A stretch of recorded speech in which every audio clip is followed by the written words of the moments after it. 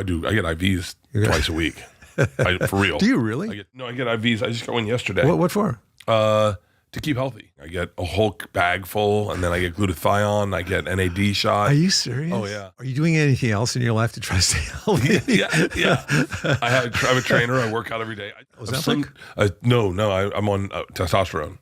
Like I have like a wellness doctor. I have a cardiologist. I'm like super nervous about death. So I do everything to try to. Do you still drink a lot? A lot. Yes. You're not that nervous about death. This is when I was younger. Are you kidding me? That's you on the right? Yeah. Are you serious? Yeah. Dude, you let yourself go.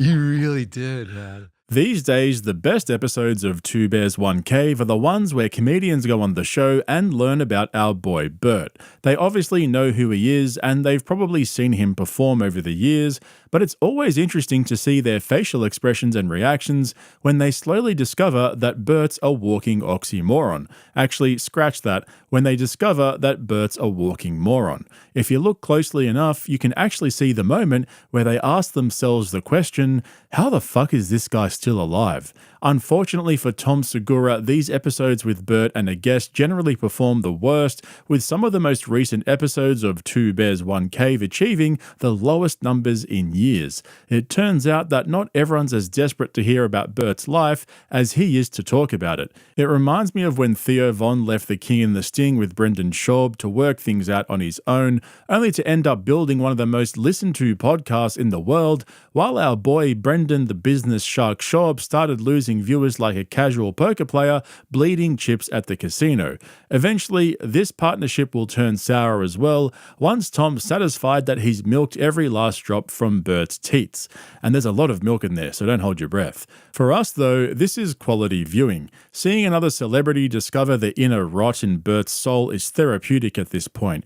It's like those nights when you're sitting at home after work, stuffing your face with takeaway, washing the guilt away with a couple of beers and a bowl of ice cream for good measure, and then the latest episode of My 600-Pound Life comes on, and you realize, you know what, it's not so bad after all. And so on the latest episode of Two Bears, One Cave, our boy Bert was joined by comedy veteran Kevin Nealon, who's appeared in several Adam Sandler movies, as well as a bunch of TV shows, but like almost all old-school comedians, he started out as a struggling stand-up comic, making his way up through The Johnny Carson Show and then Letterman, before joining the cast of SNL in the late 80s, where he stuck around for 9 seasons.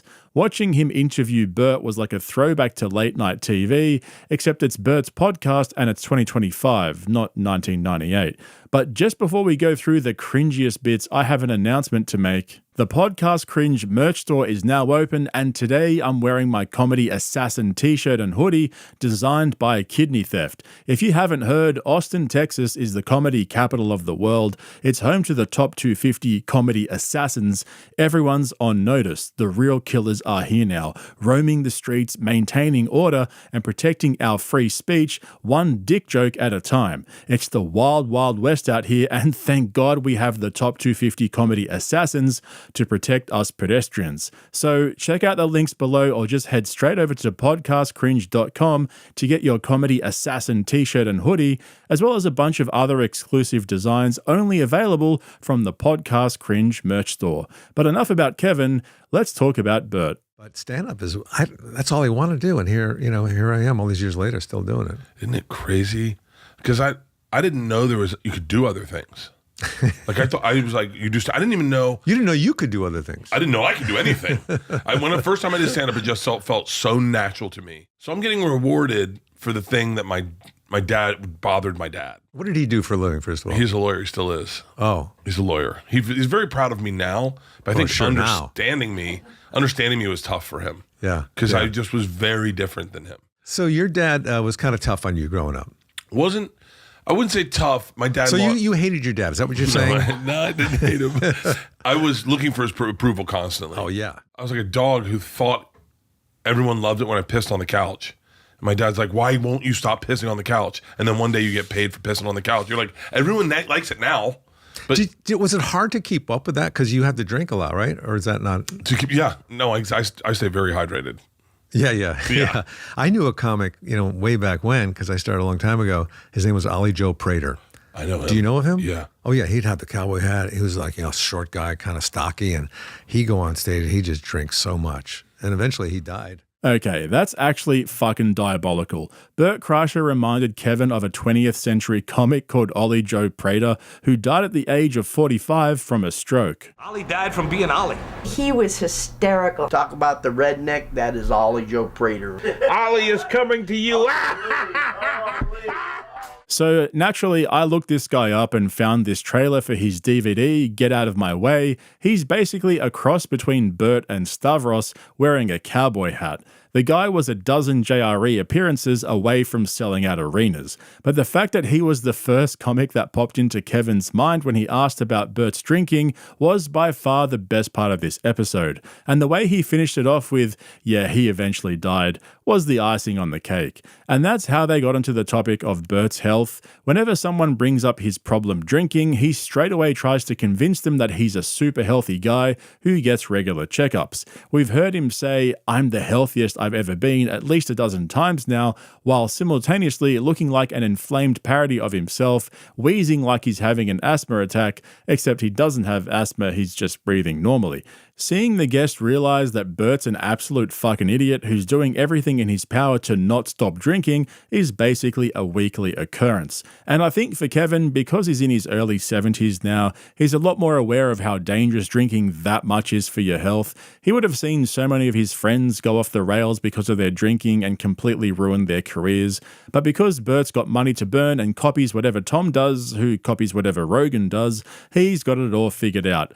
In his own head, at least. I remember I had to pick him up once. We drove up to Visalia to do a gig. Yeah. And he picked him up from a hotel that was right on Sunset, not far from the Whiskey A Go-Go.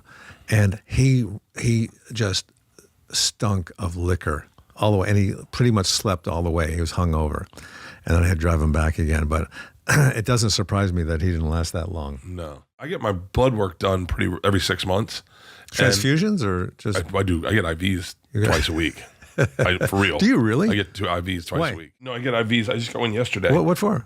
To keep healthy. It was like B12 or something? I get everything. I get a whole bag full, and then I get glutathione. I get NAD shot. Are you serious? Oh, yeah. I won't say his name. I have a friend. I know who you're talking about. It's Tom Segura. It's Tom Segura, isn't it? That's your friend. Yeah. And he was the one that got me on IVs. He gets IVs all the time. You go somewhere to get that done? No, they come to me. They come. Wow, you're I got fancy. a nurse that comes to me. No way, you're like Michael Jackson. Oh, yeah. You ever do the propofol? I would at night? love that. Oh my God. I would love propofol. I would love it. So you're doing this to try to stay healthy. Yeah. Are you doing anything else in your life to try to stay healthy? Yeah.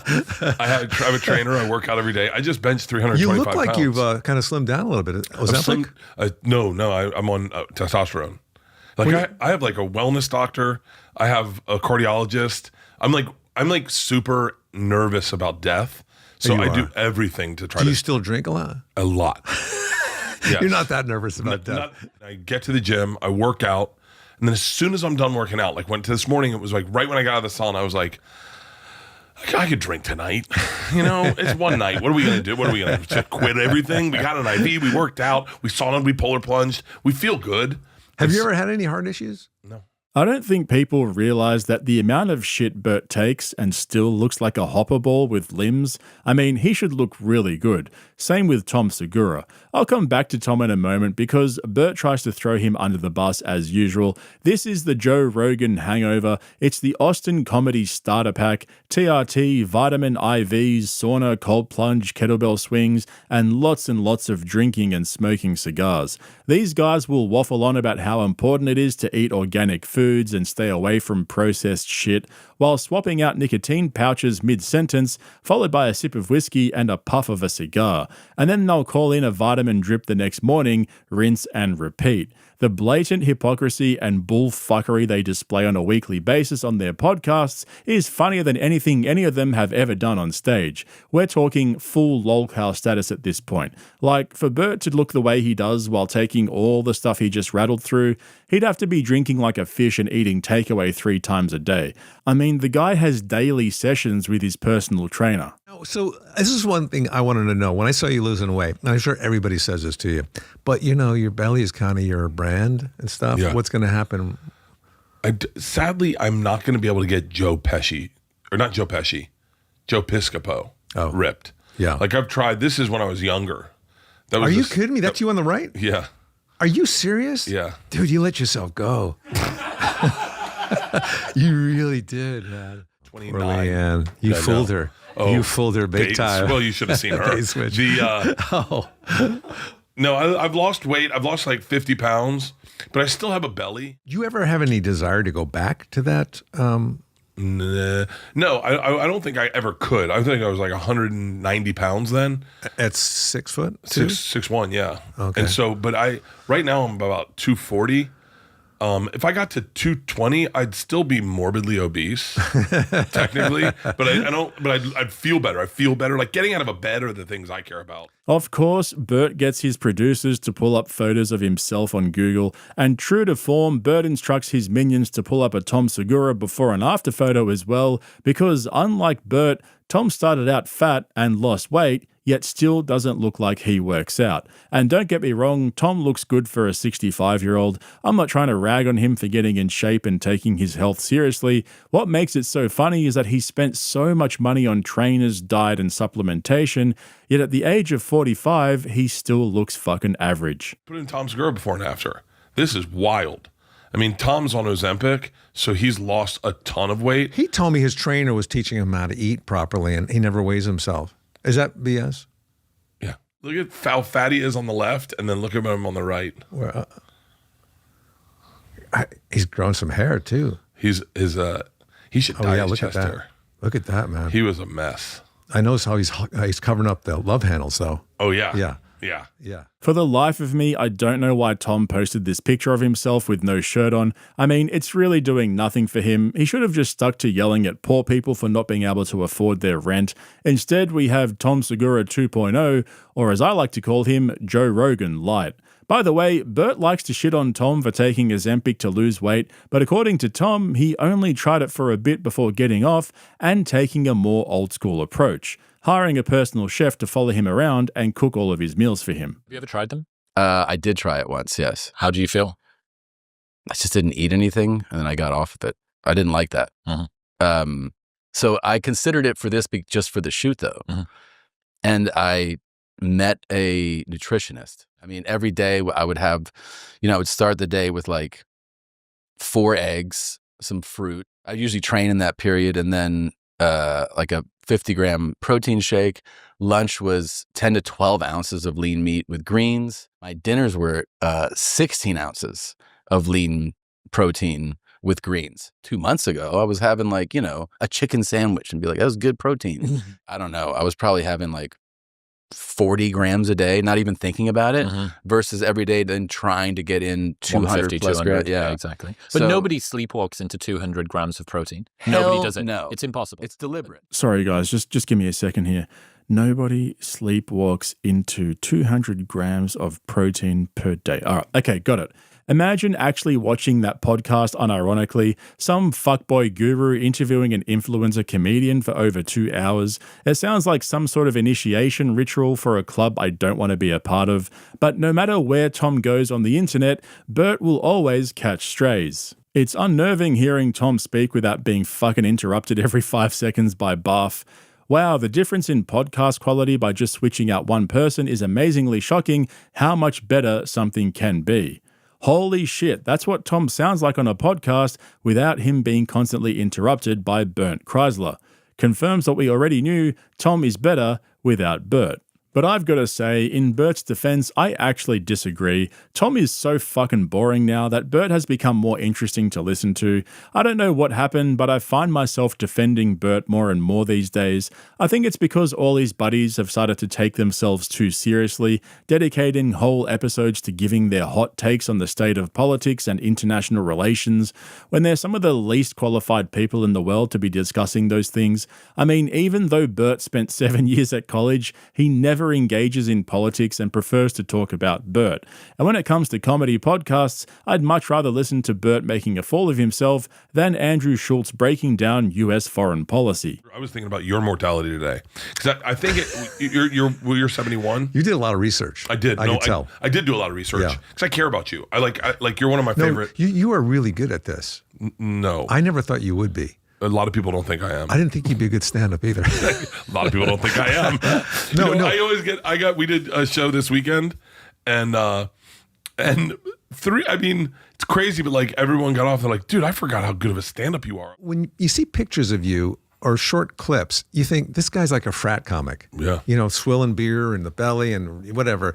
But when they see you on stage, you tell a good story. Mm-hmm. And it's very, it's compelling and funny. And you just take the people with you. Oh, thank you. And yeah, you're really good. And I think maybe that might be your, I don't know if you remember when Bobcat Goldthwait started out. Yeah. He was doing like a guy who was, you don't know what, he was like mentally handicapped or you know, and then he started getting political. So you can't stay with that character. You got to move out of it. Yeah. And I just wonder if, you know, to what extent you'll move out of, you know, the bear thing and maybe have more stories and, you know, and then you can lose the weight you want to lose. Once Kevin realized that Bert was a one-dimensional man-child with the intellectual capacity of a middle schooler, he tried to drop subtle hints to help Bert change and evolve his act so he'd have better career longevity and a chance at longer-term success. I mean, you have to admit, compared to the way his buddies treat him, that was actually a much more respectful way of getting the message across. But in the most Bert Kreischer way possible, Bert managed to say one of the most diabolically dogshit things I've ever heard. This is seriously up there with the time he said alcoholics go sober just for the attention, and that's why he'll never do it, or the time he stopped drinking so he could keep drinking. They pale in comparison to this. Okay, if I quit drinking tomorrow, then everything comes right back. I'd be like sharp as a tack. Well, you told me the last time I ran into you is you said you're cutting back on the drink. I cut back drastically. Like for like 3 months, I didn't drink, and I felt phenomenal. And it was so hard to start drinking again that I said to myself, I'm never going to quit because it's so hard to start.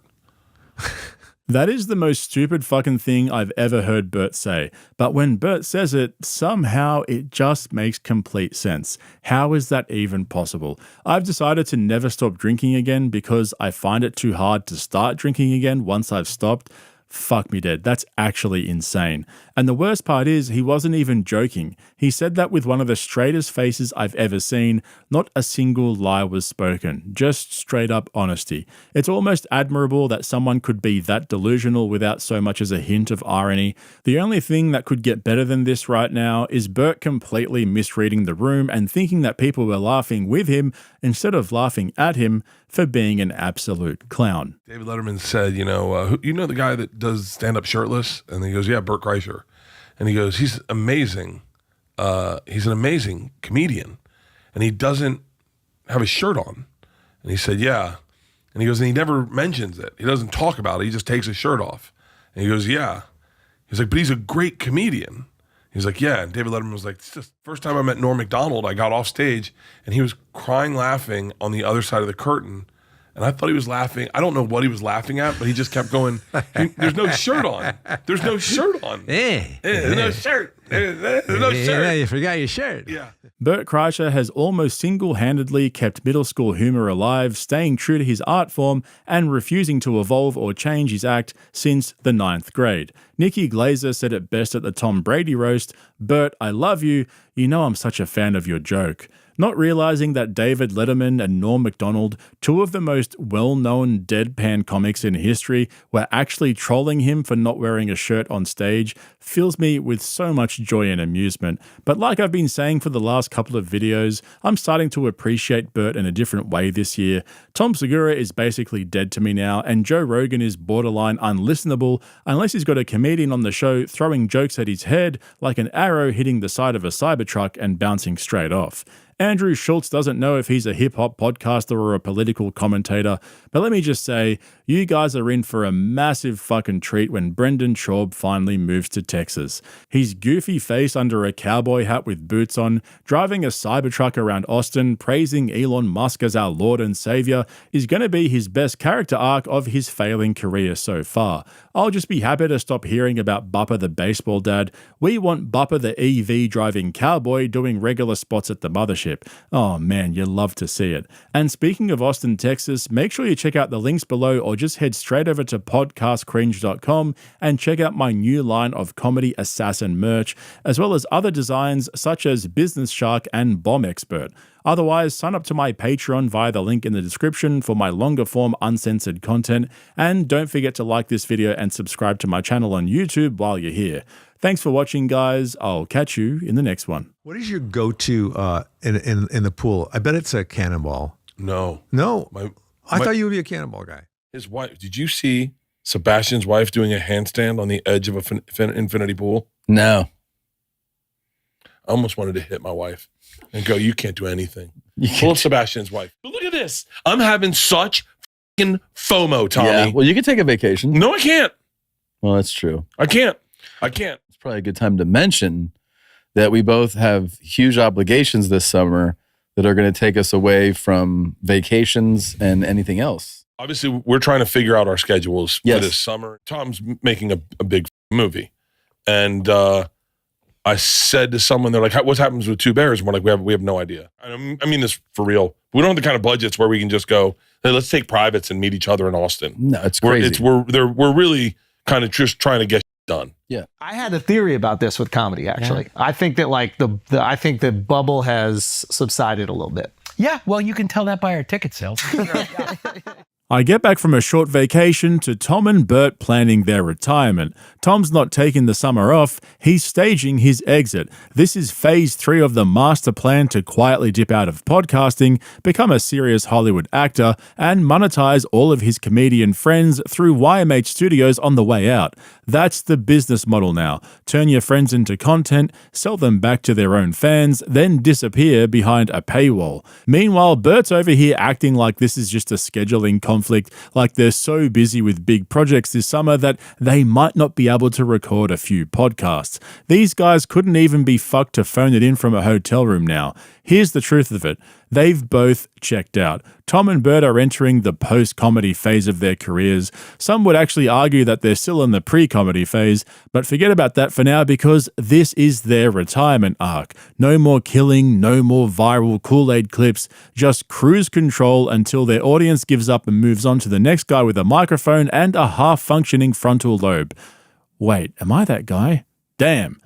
And so the pandemic comedy boom bubble that Joe Rogan accidentally created by sneezing in Austin is bursting, and everyone knows it. Even Andrew Schulz, who literally made his entire career riding the algorithm wave, said it out loud on Flagrant. The comedy scene is bloated, the fan base is burnt, and the live show business is heading for a reset. But we'll come back to that later because while Tom and Bert are out there getting Harvey Weinsteined by Netflix executives, they're handing over the reins to Two Bears, One Cave to a couple of their comedy buddies. This is the beginning of the end. If you've been following both my channels here on YouTube and also over on Patreon, shout out to all you legends on Patreon, by the way, you'll know that this latest move from Tom and Bert perfectly fits into this timeline. Like, this shit is almost too predictable at this point.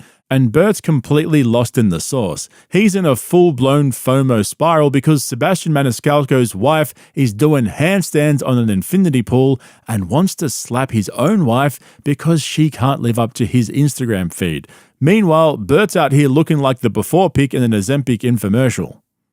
I'm having, I told you this downstairs, but I'm having real FOMO. Yeah, for like parenting stuff. Dude, yeah, Sebastian's in fucking Corsica with his kids. His wife, did you see Sebastian's wife doing a handstand on the edge of an infinity pool? No. I almost wanted to hit my wife and go, you can't do anything. Pull Sebastian's wife. Look at her. It's pretty nuts. She's doing a fucking handstand. Leanne couldn't even stand on the edge of an infinity pool. Yeah, you should definitely. Look at that. This is why fucking Instagram needs to shut down. I'm looking at this. Now go to fucking Andrew Schulz. Look at this. Look at this. Look, they look great. Clean clothes, no stains, no ice cream stains. They're on a goddamn boat. Yeah, that's They're on a awesome. f***ing boat. She looks amazing. Look at that little fun kid car. Hotel du Cap.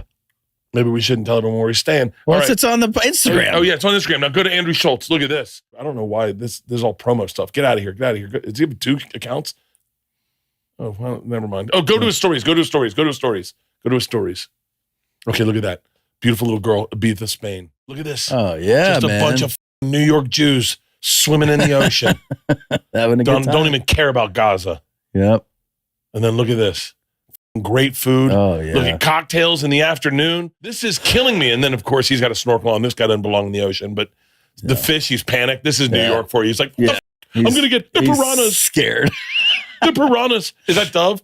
And then look at this. Everyone's young and beautiful. The kid's got a nanny. Kids taking a nap, and they're partying balls. This is what comedy podcasting looks like in 2025. 2 multi-millionaires sitting in a studio scrolling Instagram, venting their jealousy in real time. This isn't a bit. This is not satire. This is Bert Kreischer spiraling because Sebastian Maniscalco's younger, better looking, and more famous than he is. Hold up, they're both the same age? Fuck me dead, they're both the same age. Geez, Bert's looking rough. He spends a full 2 minutes daydreaming about hitting his wife because she doesn't post thirst traps like Sebastian's wife, while Tom just sits there nodding like this is a totally normal thing to say into a microphone with the cameras rolling. Like, imagine being that deep into your own FOMO that you start resenting your own wife for not being Instagram worthy. Bert's not just jealous, he's in a full-blown identity crisis. His brain has been completely scrambled by social media, just like Joe Rogan, except while Rogan's gone full Facebook boomer, Bert's scrolling through Andrew Schultz's vacation photos like a real housewife mid-divorce. At this point, Bert isn't even a comedian. He's a pick-me girl with a podcast. The man is living in constant fear that everyone's having more fun without him. He's a human comment section, a pre-viral meme. Watching Bert navigate his Instagram feed is like watching that scene in Jumanji where the girl gets stuck in Jack Black's body, except Bert's fatter, sweatier, and less talented than Jack Black. And while he's ranting about nanny privilege and ice cream stains, we start to get the real reason this episode exists in the first place, because underneath all the screaming and the screenshots and the FOMO is a quiet little pivot away from comedy. Tom and Bert are hitting pause on Two Bears, One Cave while they chase their dreams or clutch at straws. Just depends how you look at it. But look at this. I'm having such fucking FOMO, Tommy. Yeah, well, you can take a vacation. No, I can't. Well, that's true. I can't. Well, actually, we both really have to stop soon because it's probably a good time to mention that we both have huge obligations this summer that are going to take us away from vacations and anything else. I'm only here right now to film some episodes to go back to work. Shooting a television show for Netflix. It's called Free Bert. It's you can find the write-up on it. I'm not going to tell you about it. I hope you enjoy it. Can you say what you're doing? Yeah, now I can. So it's such a. I've always said it's such a weird business. But anyway, so at this point, it's already out. So I'm shooting a movie this summer. And we're shooting in New Mexico. It's called El Tigre. Obviously, we're trying to figure out our schedules for this summer. Tom's making a big movie, and I said to someone, they're like, "What happens with Two Bears?" And we're like, we have no idea. Yeah, because you're in New Mexico, I'm in Atlanta, and we don't have the kind. I mean this for real. We don't have the kind of budgets where we can just go, hey, let's take privates and meet each other in Austin. No, it's crazy. We're really kind of just trying to get done. Yeah. And they're like, "What's Tom doing?" And I go, "I don't. Some movie. You know how I don't listen." Yeah. So now the story is they can't afford to keep podcasting while they're away over the summer. Really? These are 2 guys who've done entire podcasts while drunk on a boat after a 5K run inside some random party house they hired and literally during Bert's colonoscopy. They're known for banking episodes months in advance. They've flown across the country to do one-off recordings just to promote their vodka brand, but now suddenly they can't make it work. Come on, B. This isn't a money problem, it's a motivation problem. Tom and Bert don't want a podcast anymore, and honestly, fair enough. You can only fake laughter in front of a camera for so long before your soul starts to leak out of your ass. The mask slips, the shorts tighten, the rogue nicotine patches lose their edge. But what's funny is how they try to frame it like it's out of their control. Like, oh, sorry guys, we just physically can't keep podcasting while doing all these massive high-budget Netflix projects and movie shoots. Right, sounds super tragic, you poor bastards. What's even funnier though is who they've picked to replace themselves with, because if you've been watching this channel for a while, you already know what happened to Brendan Schaub when Brian Callen ditched him in Austin, Texas. That's right, with a G. It resulted in the slow-motion panic attack that Brendan's still suffering from. Schaub struggled to find a replacement and ended up with two guys who looked like they just got evicted from the comedy mothership green room. So he decided to start a new podcast with Jesse, whatever the fuck his name is. But Tom and Bert have pulled a complete reverse Schaub. That's right, I just invented a new phrase. They're stepping away from the podcast and it's immediately about to get better. They throw the keys to Chris DiStefano and Stavi, and suddenly the most tired show on YMH has potential again. Honestly, this is what fumbling upwards looks like. So we were thinking that, you have your show, I have this movie, we're both off the grid, so to speak. We want to keep podcasts coming out. So we thought a fun thing to do would be, why don't we ask some friends to do episodes for us? Yeah. And we have so many great friends that do podcasts that are, either in Austin or New York or LA. So we thought it'd be fun for you guys to get into the comments right now and tag who you'd love to see as guest bears. Yeah. And then we'll read all of those. And then Tom and I are going to pick who we want and not care who you want. Right. We'll see your suggestion. We'll see them, but we aren't going to listen to them. We'll pick Chris DiStefano and Stavi. Okay. That's it. We said, yeah. Who do you want? And I think Chris DiStefano is the funniest guy on a podcast ever. Oh my God. Everything he ever says makes me laugh. He is so quick. Should we call one now? I'll call Chrissy. FaceTime. Let's see here. Hey, handsome. Hey, what's up, man? Sorry, I missed the call. I was texting one on the subway. That's cool. We're doing a podcast. Look, it's me and Bert. We're telling the audience here that you're going to be doing. What's up, Chris? We're telling people that you guys are going to be doing some guest episodes for us. So everyone here is excited. Yes, I'm pumped to do it with. I believe I'm with Stavros. Yeah, perfect. And I'm also happy to be on FaceTime with Bert Kreischer's feet. Yeah, there they are. He's got fresh painted nails. He's real excited, dude. We're going to send you guys 5 talking points we want to hear you guys talk about, and then you can talk about whatever. Amazing, dude. So instead of recording a few banked episodes like they've done 100 times before, Tom and Bert have decided to tap out and hand the reins to a couple of guest bears. And for once, they actually made a good call, because here's the thing.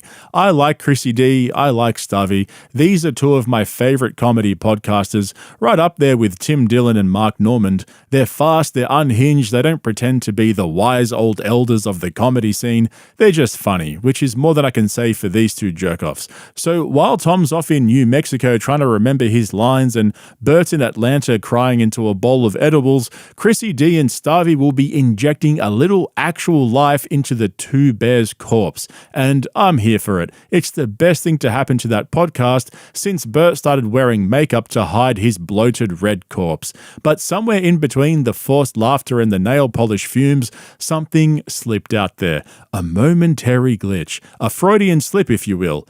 Bert starts rambling about the good old days, about when we were comics. That's right, the past tense, the accidental honesty. He says it out loud, not as comics, not as working comedians, not even back when we started, when we were comics. Like it's already over. You know what I was thinking? You know what's crazy? I don't know, this is a weird thought, but I was looking at like when we were comics versus when these guys are comics. And I feel like... What do you mean when we were comics? When we were... Oh, God. When we were new comics? No, when we were their age. Oh. But like, whatever happened to the middle class of comedy? The middle class. Like the middle class. Like when we were like, how about this? Forget ages. When we were like 12 years in. Yeah. 15 years in, 12 years in. Okay. Everyone was doing clubs. Everyone was making $2,500. Maybe guys were making $6,000. Maybe guys were making $25,000. But there weren't a lot of people making crazy money. And then all of a sudden, something happened with comedy. I don't know if it was podcasting, but the wage gap is just so far. It's so enormous. There's no middle class anymore. Like these guys are all doing arenas and huge theaters. Like the other day, on Sunday, I'm sitting in my backyard and I'm not working. You know, I'm having coffee. I have nothing to do on Sunday.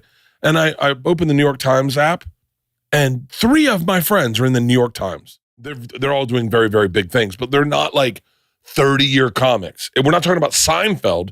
It was Shane, Schultz, and Dave Smith are all in the New York Times. Separately.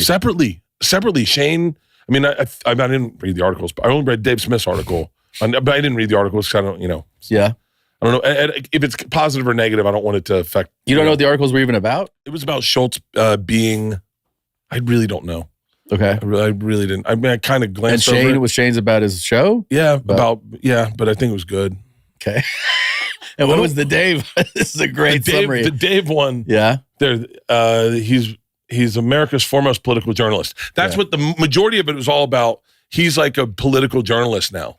Schultz is. So is Theo, and so is Dave. Dave's was a negative piece. Podcasters shouldn't be talking about politics. Podcasters shouldn't be interviewing politicians. Podcasters. Oh, wow. The remarkable idiocy.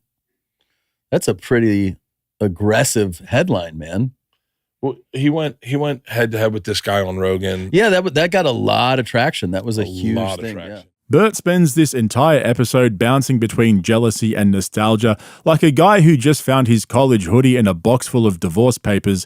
You can almost feel it, the quiet panic, the longing. He's still chasing the high off that Rolling Stone article from 25 years ago, the one that kickstarted his whole career, back when being the party animal felt like a title, not a warning label. And now he's scrolling through his phone like a widowed frat boy, trying to convince himself that a FaceTime with Chrissy D counts as still being in the game. He sees Shane Gillis in the New York Times, and suddenly it's a therapy session. Bert Kreischer's name-dropping addiction comes off like he's listing the exes who moved on without him. And true to form, he doesn't read a single one of the articles. Not one, just headlines. This is Rogan levels of media literacy. He even admits it. I didn't actually read it, but I kinda glanced over it. Then proceeds to give a full-blown opinion piece like he wrote the damn thing. Bert's become exactly what Joe Rogan turned into 5 years ago. A guy who skims a tweet, repeats it on camera, and calls it a conversation. This is what it looks like when you're addicted to staying relevant but allergic to information. And speaking of that New York Times article, can we talk about Andrew Schultz? Because apparently he's now being framed as America's foremost political journalist. Like, how the fuck did this happen? How did you people let this happen? Who's tuning into Flagrant for political journalism? Schultz made his name wearing tight pants and posting stand-up clips on Instagram. Now he's the new fucking Walter Cronkite of YouTube. This guy's entire brand is cutting off his guests mid-sentence to crack a fart joke about the deep state. And somehow that qualifies as thought leadership. It's crazy, but it also kinda makes perfect sense. The comedy scene has become so bloated with podcasters pretending to be public intellectuals that even the New York Times can't tell the difference anymore. But speaking of public intellectuals, it's time for a Schultz epiphany about something that we've all been saying for a couple of years now. Better late than never, huh, Schultzy? It's already the unique experience. Like, seeing people on screens is like easy. Nothing now. So now going to see someone live is like being on TV used to be. Oh, that's interesting. So the live experience is not replicatable by AI. So we want to go do live things, but live is so expensive now that people are kind of like hesitant. Well, lower your prices, dude. I'm not on the road. That's smart. Yeah. Smart to not be on the road right now. Why? Is the road rough right now? Yeah, it's not great. So I wonder, I had a theory about this with comedy, actually. Yeah. I think that like I think the bubble has subsided a little bit. Yeah, well, you can tell that by our ticket sales. We feel that. Go check out Giannis and Chris on the road. Go see Property Owner. No, but I think there's a version of it. Like I remember Shane and I were doing a show in Canada, and it was an outdoor show, and there was like 40,000 people. Like people were sitting on a bridge watching the show from the bridge, right? And I was like, yeah, this is the end of it. Like it should never be this big. Right. And it has to kind of come down. It doesn't mean it comes all the way down. But I think that like after COVID, everybody wanted to be outside. They wanted to laugh. Comedy dominated the culture. The most influential person in the world loves comedy. And because of that, there's like, interest in the people that he influences, obviously Rogan. And I think everybody got those experiences. And I think for a little bit now, they're just like, all right, we're cool. We saw 4 or 5 shows. Yeah. And then I don't think it goes away entirely, but I think there's a little bit of a reset. 100%. There's going to be a purge. Yeah. You think it's purge? There's going to be some, we're cutting the fat or whatever. Like I just think certain it's a comics little, are going to whatever, certain comics are going to sustain, and you're just going to see things kind of. So this is where we've landed. Schultz sitting on Flagrant having a full-on light bulb moment about the comedy bubble collapsing, and it only took, 2 sold-out tours, a comedy special, bait and switch, and a full-blown podcast industrial complex to get there. He says, and I quote, "The most influential person in the world loves comedy." Notice what he didn't say. He didn't say the most influential person in the world is a comedian, just that he loves comedy, which is true. Joe Rogan absolutely loves comedy, in the same way Elon Musk loves free speech, as long as he's the one doing the talking. And then Akash, bless his little heart, chimes in with his big prediction about there being a purge in the comedy scene. A purge from Akash Singh. That's like Brendan Schaub warning about shitty open micers. You're the purge, dude. You are the one being purged. But honestly, they're not wrong. The whole stand-up boom that Rogan helped inflate during the pandemic is finally running out of gas, and everyone's suddenly pretending like they saw it coming. Like this wasn't completely obvious from the moment every single podcaster started booking 5,000-seaters to recycle the same 5 dick jokes from 2019. Who knew that charging top dollar for low-effort banter and self-congratulatory stage walks would eventually lose its flavor? I mean, don't get me wrong, comedy's not dying, it's just resetting. The fans have comedy fatigue, the money's drying up, and even the algorithm is starting to check out. And that's a fucking computer. But for now, let's all enjoy this moment where the guys who built their empires on attention and overexposure finally start whispering the one thing they've never thought to say out loud. Maybe less is more. Remember though, if you want to stay up to date on all my uploads, make sure you smash that subscribe button for this channel, then head over to my second channel, Podcast Cringe Bites, and subscribe so you don't miss out on my uploads throughout the week. Also, don't forget to hit the link in the description to my Patreon where you'll find all my uncensored, longer form content covering Rogan, Kill Tony, and all the other jerks in the circle. Thanks for watching, guys. I'll catch you in the next one. He's such Why a don't we get lunatic. adult acne on my cheeks? On your cheeks? Yeah, like right here and right here. I'm like, I put pimple patches on them. I don't even think those fucking things work. Are those ingrown hairs, maybe? I think they might be. Why are you Front like teeth? this? Yeah. Oh, my front teeth don't touch. Try. They don't touch. Go. I can't. They don't touch. Yeah, you can. No, right. My front teeth don't touch. Oh. Feels so good. I was fucking Leanne the other night. Yeah. And I said, and I was like, and I fucking threw a breaker in. And she goes, what did you just do? And I said, I put a breaker in. Yeah. I'm ready to come. Oh, Jesus.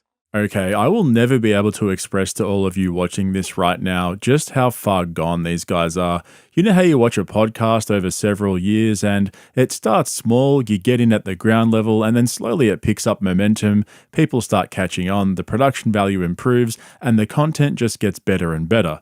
Tom and Bert are pretty much the exact opposite of that. Just when you think they've hit rock bottom, they reach a new low, and you can always tell from the comment section. This whole podcast has turned into advertisements for addictions. Imagine taking advice from Bart on substances and addiction. How has Bert got so far in life while being so delusional? Just one complaint, not enough ads in this one. I love the idea of having a thing. We get it. You love drinking and nicotine packs. 2 bears, 1 infomercial with commercials and ad breaks. World record for how many adverts in one podcast. Nothing better than watching an entire fan base slowly turn on these guys. Now, let me give you some context. I made a video back in January titled The Podcast Scam You Didn't Know About, and in that video, I showed how guys like Rogan, Schultz, Tom and Bert, Theo Von, the Nelk Boys, Tucker Carlson were all promoting Zyn nicotine pouches without declaring them as a sponsor, and I raised the question as to whether or not there was a commercial relationship between those podcasters and Philip Morris International, the big tobacco company that owns Zyn. Now, shortly after I published that video, I received an email from Philip Morris International's Director of Communications saying that they have no relationship with any of the podcasters mentioned in my video. So I made a follow-up video where I broke down the email and exposed more issues, but within 20 minutes, I had to take it down and it's never been seen since. I had to get my lawyer involved, but we weren't able to come to a resolution. So I finally decided to republish that video on Patreon where I explain why it was taken down and why I decided to start a Patreon account. So you can go and check that out via the link below if you're interested. I'll talk more about this at the very end of the video for those of you who want to sign up. But if this video gets taken down, I'll put it up on Patreon immediately. I've taken a lot more care with my wording here, so hopefully it stays up. However, after this episode of Two Bears, One Cave, I have a better understanding of exactly what's going on here, so let me take you through it step by step.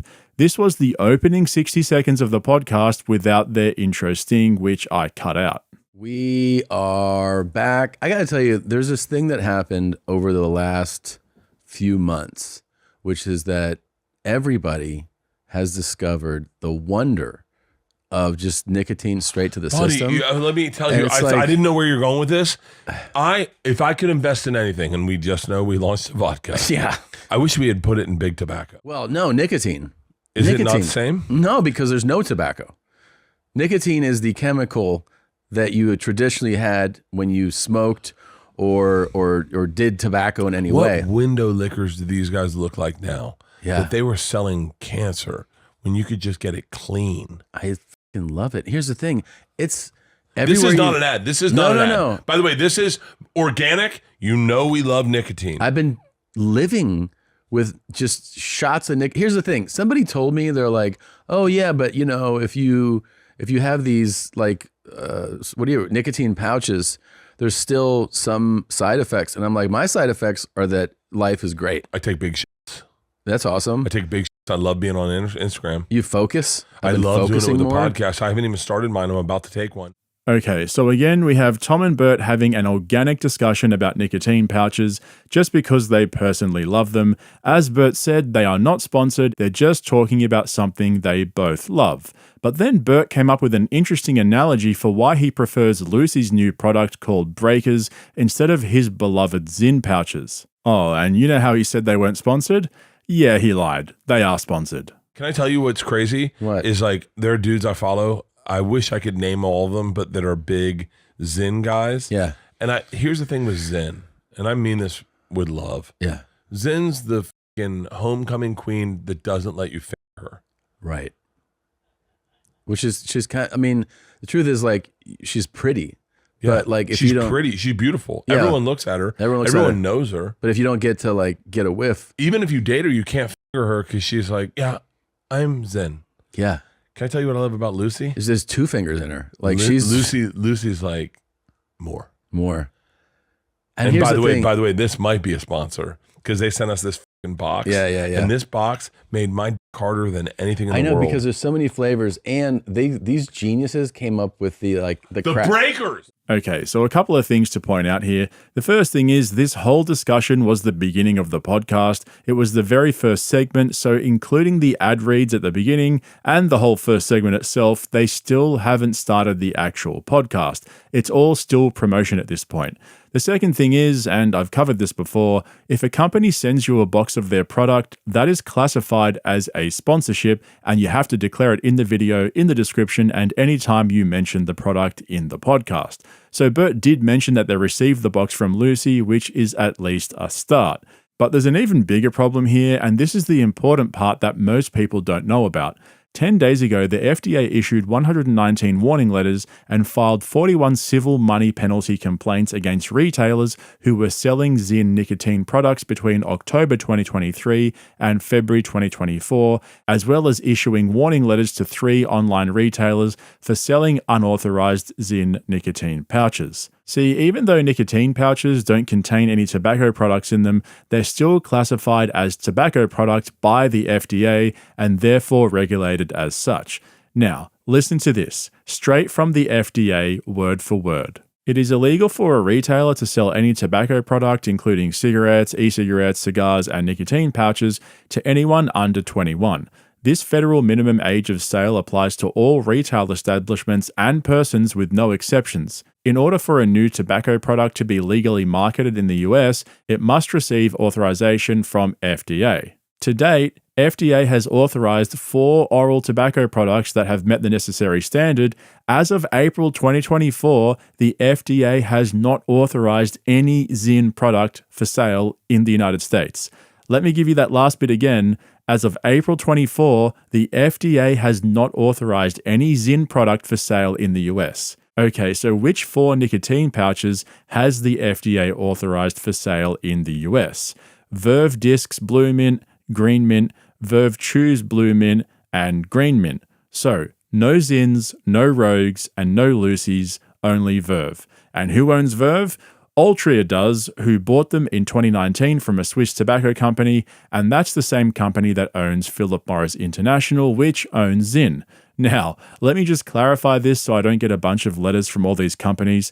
This doesn't mean that it's illegal to sell nicotine patches in the US. That's not what the FDA is saying. What they are saying is it's illegal to sell those products to people under 21, and if you want to market these products in any way, then you must have FDA authorization. So, I'm not suggesting that any of these companies are doing anything illegal. As for Tom and Bert, though, that's a different question. I was fucking Leanne the other night, and I said, and I was like, and I fucking threw a breaker in. In the middle of I call them sex? breakers. I just call them breakers. Well, it says breakers on it. Yeah, and I don't even call them Lucy's. I call them breakers. Yeah. And she goes, what did you just do? And I said, I put a breaker in. Yeah. Made it come. Oh, Jesus. Can I tell you what I also love about Lucy? Once again, not a sponsor, kind of a sponsor. I'm sure after they hear this, they're going to be a sponsor. That's the best feeling. I break it in my back teeth. I've You never do? broken it in my front teeth. Oh, the front teeth is such the move. All right. Kind of reminds me of nail biting, which is such a thrill. They have a Spinal Tap thing about them where they're like, we go to 11. The other thing that these motherfuckers do is they give you a fucking like trash bin. Yeah. None of the other guys do that. Can I tell you what I miss about Zyns? What? Is all the secret places I put them when I'm done. What do you mean? Oh. Underneath this table. Oh, God. You just it's trash them there? littered with Zyns. Ugh. My favorite thing to do is... Can you make note of that, please? One of my favorite things to do is I put them in the side of a couch. I put them anywhere. Like when I'm done, I just want to hide them. All right, Bert, you are so gross, dude. I can't believe Tom didn't realize that Bert's been sticking Zyns under the desk this whole time. But in the eyes of the FDA, what Tom and Bert are doing is the same as promoting cigarettes, which is illegal. Like I said, nicotine pouches are classified as tobacco products by the FDA. Now, I've shown you guys several times how Andrew Schultz was forcing DJ Academics to try a Zyn and then lied to him by saying they're not addictive, which is completely false. But Bert took that narrative to a whole new level, and this, in my opinion, is 100% illegal. I love that in the instructions of how to do it. You feel it hit your bloodstream, and then you're like, okay, yeah, no, I'm ready. I love having an addiction. Yeah. I love addictions. They're so cool. Like until they get too bad. Yeah. But like if you can manage it, you can't get. I got to be honest with you, man. I'm on a bender right now. Yeah. I haven't done a bender in a while. How's it feel? Awesome. Yeah. It feels so good. It feels so good to be out of control. Really? But in control. Like you go, I'm going to be able to controlled walk. chaos. I love it. I love it. We were drinking earlier today, doing a podcast. Drank last night. And I feel amazing. Like I feel amazing. Like can I tell you what it is? Yeah. Is I don't hate myself. When I'm on a bender, yeah. I don't hate myself. I hate myself the next morning. And that's the thing I don't like. But like, I love Like I alcohol feel like is so there's immediate. something deeper if you explore what you just said. Okay. You know what I mean? When I'm on a bender, I don't hate myself, but I hate myself the next day. Yeah. You don't think that's a revealing statement? No. Really? It's nice to disappear. So Bert's straight up promoting addiction. I don't think I've ever seen that before. Not only is he promoting a product illegally, he's promoting its most dangerous feature, which is why they have a massive warning label across the front. He's supposed to be saying, I like these, but beware, they're addictive. Instead, he's saying, I like these because they're addictive. The guy is straight up dead inside, and even Tom was calling him out and trying to help him realize how far gone he is. Imagine that. Tom Segura trying to talk sense into someone. But then Bert kept leaning into it and tried to get his producers involved, which didn't quite work out for him. Do you think everyone wakes up and goes like, no one likes me? No, I don't think everyone feels that way. I wake up sometimes and go, no one likes me. No one has a reason to like me. I don't like me. Like I wake up in my head sometimes. I don't think it's abnormal. I think that is a common thing. But I'm not going to ask you. You're dead inside. The booth. Everyone in the booth. Do you wake up and go, no one likes me. I don't have a reason to like me? I don't wake up like that. No. Sometimes. Sometimes? Because you're an artist. Zolo's dead inside. Okay. I mean, I don't even hear any speak. Copy that. Any, please chime in. I mean, I was just going to say, yeah, I mean, I do, but it's not any different than like when I go to bed or any other time. Yeah, I just feel like that. But that's not like a bad thing to me. I just feel do you ever feel like you're wasting your life? Do I feel like I'm wasting my life? Do you ever wake up and go, what am I fucking doing anyway? Like, what am I doing? Because I feel like that sometimes. And that's one of the reasons, one of the things that alcohol cures is you go, hey man, it's all good. It really takes the fucking hum out of the fucking But wait speakers. a minute, don't you feel like that is just a fleeting thing that alcohol is providing in that moment? Yeah. Because it doesn't actually cure. No, it doesn't cure it, but it feels so good. Oh, okay. So it's like it feels so good. The Band-Aid feels good. Listen, Annie, I didn't hear your answer. I'm so sorry. I don't like interrupting people. Go ahead. No, that's good, man. I was going to say, I only know what I'm doing because I'm trying to buy my mom a house at some point. So that's really my goal in my life. So the closer I get to that, then, that's where I'm at. But if as soon as I do that, cool. I mean, what the am I doing after that? How much money do you need to let's start a GoFundMe for your mom's house? No, don't do that. We will not do that. I'm going to end up having to pay for it. I know how fucking charities work. But that's an awesome goal to have. That's an awesome goal, Annie. And that's good to have awesome purpose. Thanks, and I think sometimes if you have purpose, you can find the thing in your life. Of course, Bert had to make Annie's goal about himself. I'm going to end up paying for your mom's house. Everything always turns full circle back to Bert. And you could probably tell there that the producers are sick of Bert. We all know what happened with Nadav leaving YMH to do his own thing, which seems to be working out for him. But Bert is so delusional that his producers aren't afraid to call him out anymore. Like I keep saying, the whole Two Bears podcast is just dead now. I have a new bit I'm working on that I haven't figured out. I think you saw it. And it's like, if you're not challenging yourself to do something different, what are you doing in life? I think this goes back to Annie buying a house for his mom. Okay. If you don't have a thing you're going for, this is like not a self-help podcast, but like find your thing you're going for. Yeah, you have to have goals, challenges. You know my buddy Tom Hayslip? Do I know him? Yeah, Asian dude. Yeah, makes all the movies. Yeah. I keep his name in because it's important for this story. I was like, I wish I could be more like you. And he really quickly assessed me and he said, your problem is you're spinning too many plates. You don't have any goals. You're just like, I want this. I want all of it.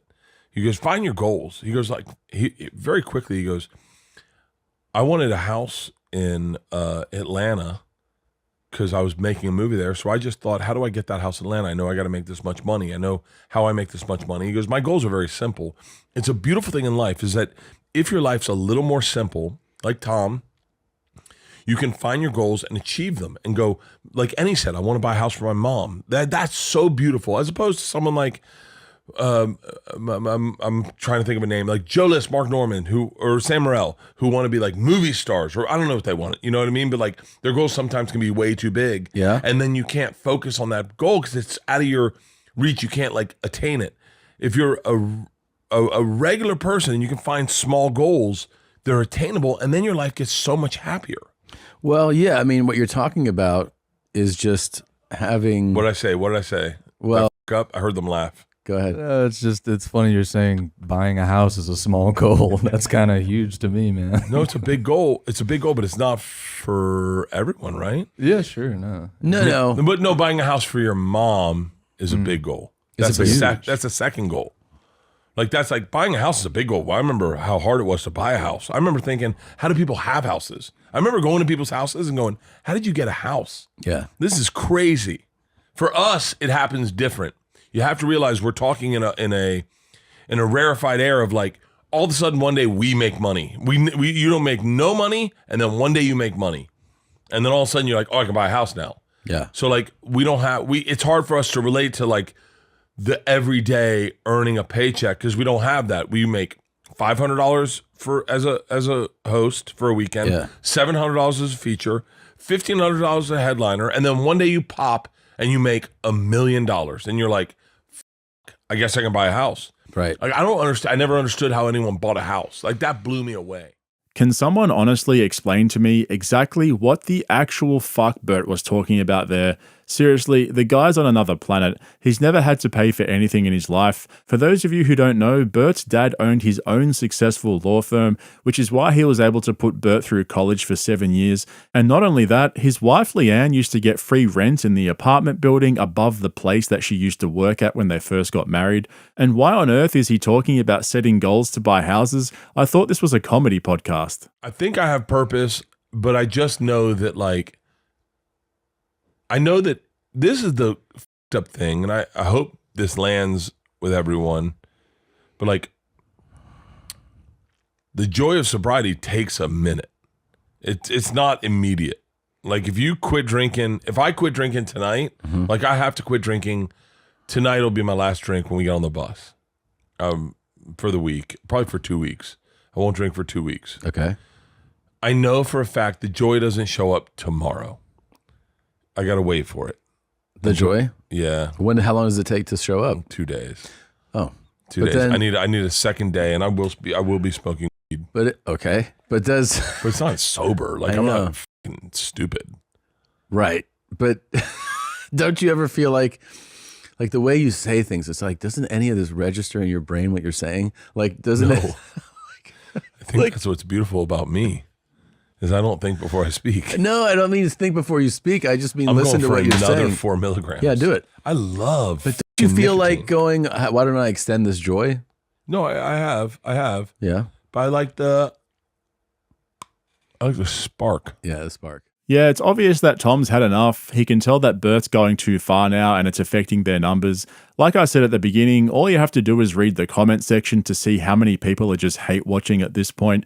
And by the end, Bert was pretty trashed from all the porosos he had been drinking throughout the episode. He also mentioned they'd recorded another podcast earlier that day because, as most of you will now know, they bank episodes and release them slowly. That's why Tom's wearing that same yellow shirt in so many episodes and they have nothing to talk about. But that didn't stop Bert from trying to cry. And just like when he tried to crap himself on camera that time, he just couldn't quite get it out. I was a bad dad. I was a bad dad. You were a bad dad? Yeah. What do you mean? Bad dad. I was obsessed with baseball and softball and my daughters had beautiful swings. Beautiful swings. Beautiful swings. They had beautiful swings. Yeah. And Georgia quit softball. Yeah. And it fucked me up. And it was the beginning of the end of like our first, like of the daddy-daughter fun times. Yeah. That was the very beginning of the end of it. We rebuilt it, but that was, I can tell you where I was on the street. I can tell you what street I was on when it started. I can tell you when that fight started, and that was the beginning of the end. Leanne can tell you what street it was too. It was in front of a 7-Eleven, and I fucking melted down because they wanted to give up softball, and it fucked me up because I was like, yo, this is what you do. This is what we do. I couldn't be that guy that I just couldn't. I fucked it up. I fucked it up. So Bert doesn't have any trouble crying when he's talking about his own funeral and how he hopes everyone will miss him, but talking about his daughters just can't quite get him there. That tells you everything you need to know about him. And what makes this whole situation so weird is that Tom is doing a lot better than he was last year. Last year, Tom hit rock bottom. I really think that money ruined him, and he needed to go through that rough patch in 2023 to realize that if he doesn't turn himself around, he's going to lose everything. And you can tell how much he's changed now. He doesn't talk about his cars and watches and how much money he's got. He's also calling out Bert all the time, but Bert's doing the exact opposite. He's clearly leaning into the cringe so he can maintain relevance. And one thing we've come to learn about Bert is that he doesn't care whether or not he gets positive or negative attention. He just wants attention. That's why Tom's got to let him go and move on. I've said this before, and I know a bunch of you disagree with me, but I want to like Tom. He used to be one of my favorite comedians, but then the money got to him and his whole life became one big grift. If he only just focused more on his comedy and stopped trying to be Mr. Podcast Producer, he really could be one of the greats in my opinion, but he spread himself too thin across all his commitments and business interests that he's become a suit masquerading as a comedian. That's something I probably don't give Joe Rogan enough credit for. Even though he built the comedy mothership, his podcast is still mostly just him and Jamie doing their thing. He hasn't tried to create a whole studio with other podcasts under his belt. He stuck to JRE, UFC commentary, and his comedy.